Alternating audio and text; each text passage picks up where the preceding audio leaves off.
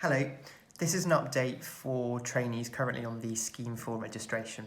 So we've received notice from the GOC that remote stage 1 assessments for pre-reg trainees can begin from Monday the 27th of July. So if you are a trainee on stage 1 of the scheme who'd already completed at least 2 visits before we suspended assessments on the 18th of March, you will be able to resume assessments remotely. And this applies if you've been furloughed or have recently become unemployed. You will still be able to complete your remaining stage 1 assessments. So what are the next steps? Well, if you're a stage 1 trainee who's completed at least 2 visits, your assessor will contact you within the next 7 days to discuss your current situation and whether or not it's appropriate for you to resume assessments. If you are currently experiencing or have had any exceptional circumstances, please inform them at this point. Note that this call will not be an assessment, just an initial conversation to decide whether or not it's appropriate for you to resume assessments at this stage. If you decide that you are, your assessor will set a date with you that will give you at least 2 weeks' notice to prepare for your assessments. Now, in order to understand what these assessments will be like and what you will need to know to prepare, please follow the link to our Stage 1 remote assessment guidance that's on our website. You will need to be aware that there are 2 new pieces of evidence required in Stage 1 in order to make remote assessment possible. These are a witness testimony and a reflective account. Please make sure that you read our remote assessments guidance really carefully for more information on these and the other aspects of remote Stage 1 assessment.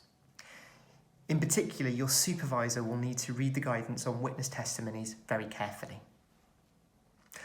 We will be doing a remote assessment question and answer session via social media on Wednesday the 29th of July, so please follow us on Instagram, Facebook, Twitter and LinkedIn to stay up to date and how to submit your questions. Obviously, there are still questions about those trainees who either aren't yet at visit 2 of stage 1 or have completed stage 1 or even stage 2. We are working hard to resume the scheme for all of those trainees. And also to run the Osce in September. And we've even reserved some additional Osce dates in October to help give people more time to reach that.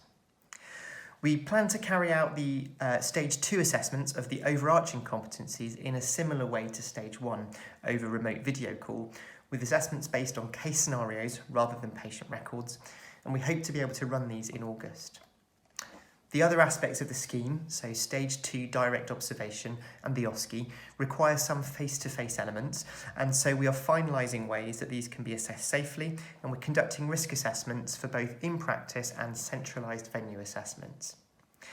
This is the work we're doing now as a priority, and we want to inform you on the changes as soon as we can.